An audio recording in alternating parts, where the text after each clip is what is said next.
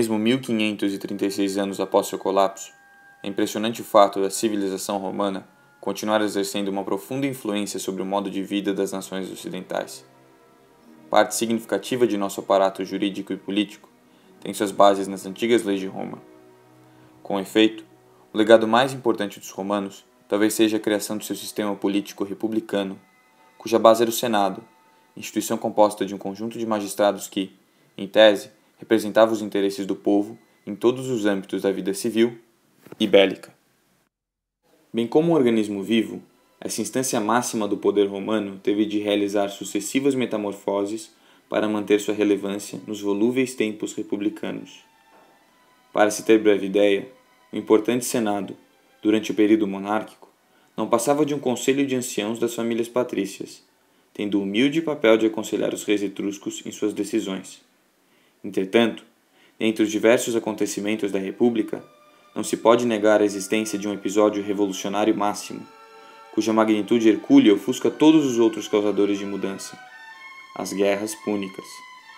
O conflito militar desencadeou uma série de eventos que culminaram com o fim da organização da sociedade em torno da res pública, representada pelo Senado, e com o início do período imperial, no qual o poder emanava do princeps. Tendo isso em mente, o objetivo dessa videoaula é desvendar as consequências dos desdobramentos políticos, sociais e econômicos das referidas guerras para a estrutura do Senado.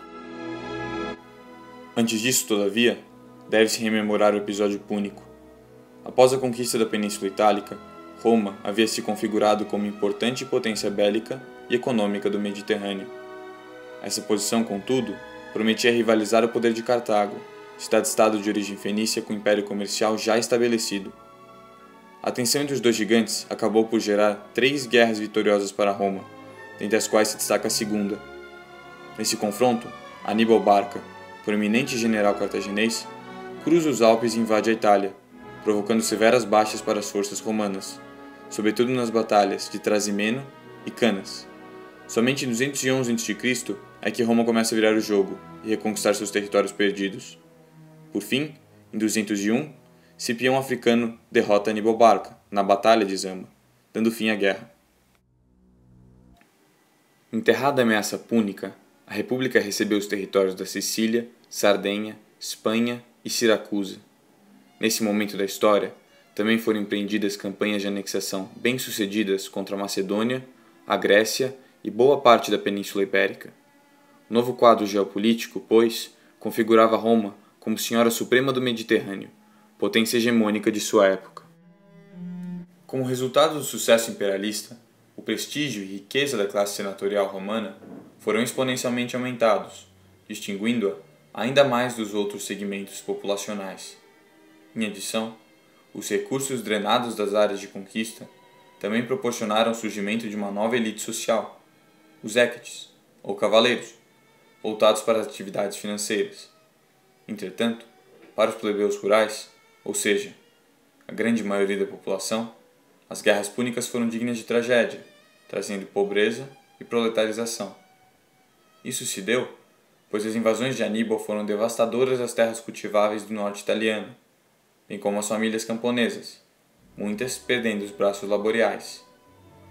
Essa difícil conjuntura campestre levou muitas famílias a venderem suas propriedades a grandes latifundiários, aumentando ainda mais a desigualdade social. Além disso, esses grandes proprietários se apropriaram da maior parte do hager públicos, virtualmente deixando a população camponesa sem terras. Empobrecida, a plebe vivia um grande êxodo para os centros urbanos, formando uma massa de proletários que passou a viver de trabalhos ocasionais, do clientelismo e de donativos. Ainda por cima, a plebe teve sua situação agravada pela grande oferta de escravos nos mercados romanos após as guerras púnicas e as guerras de conquista.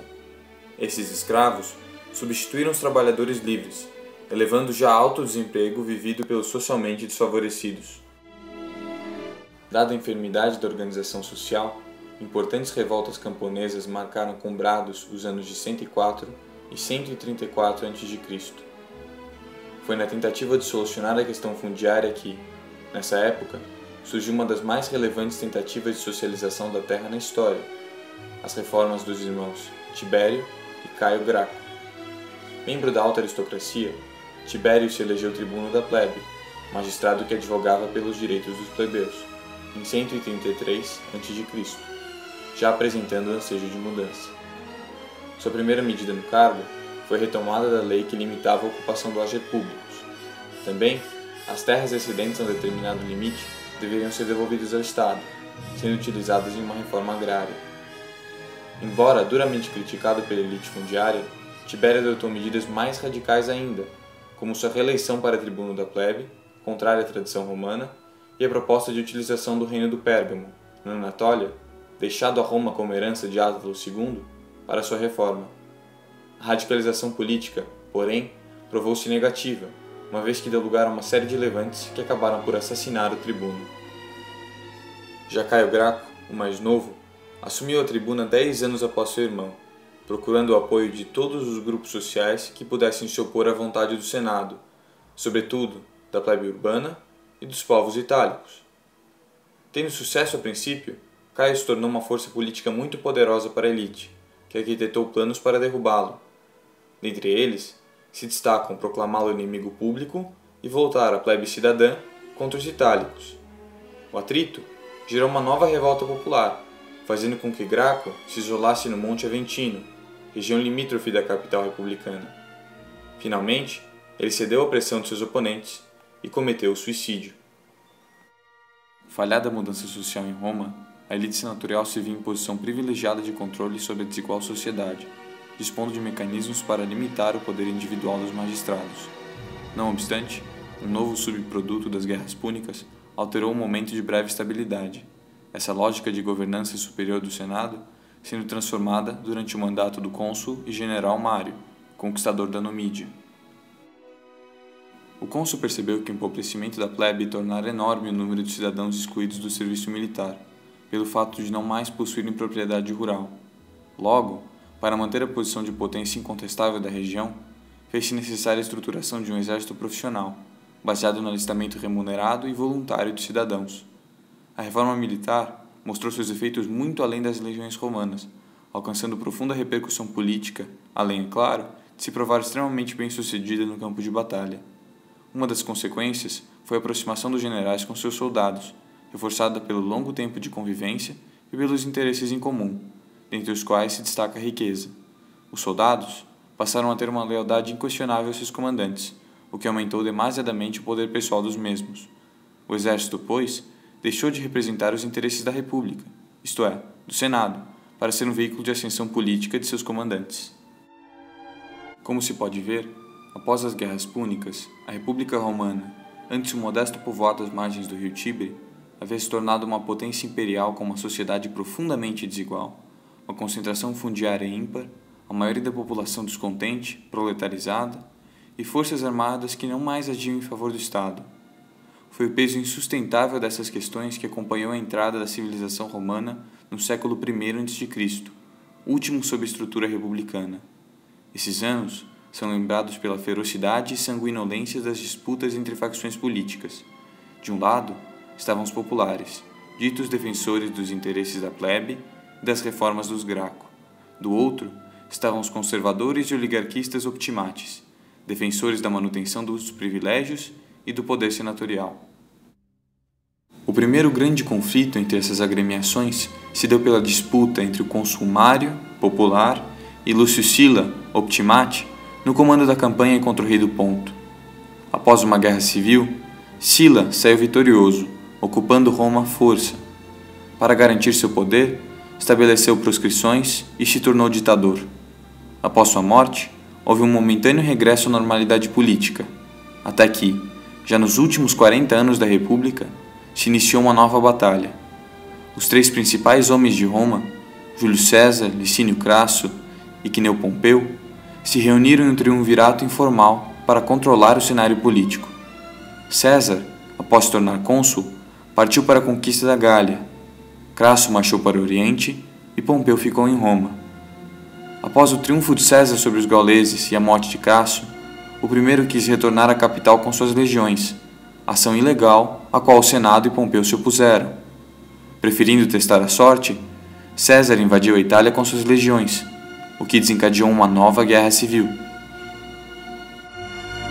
Tendo saído vitorioso da contenda, César recebeu o título de ditador vitalício, com todos os direitos que anteriormente cabiam ao Senado e aos tribunos da plebe. O novo ditador empreendeu um vasto programa de reformas, sobretudo de caráter populista, limitador desse modo dos poderes senatoriais. Contudo, as reformas, somadas à sua atitude semelhante de um monarca, afinal, por tornar-se governante vitalício, quebrava a lógica republicana de mandatos, fizeram com que fosse assassinado em 44 a.C., durante uma sessão do Senado, por uma conspiração de optimates, que acreditavam assim preservar a República.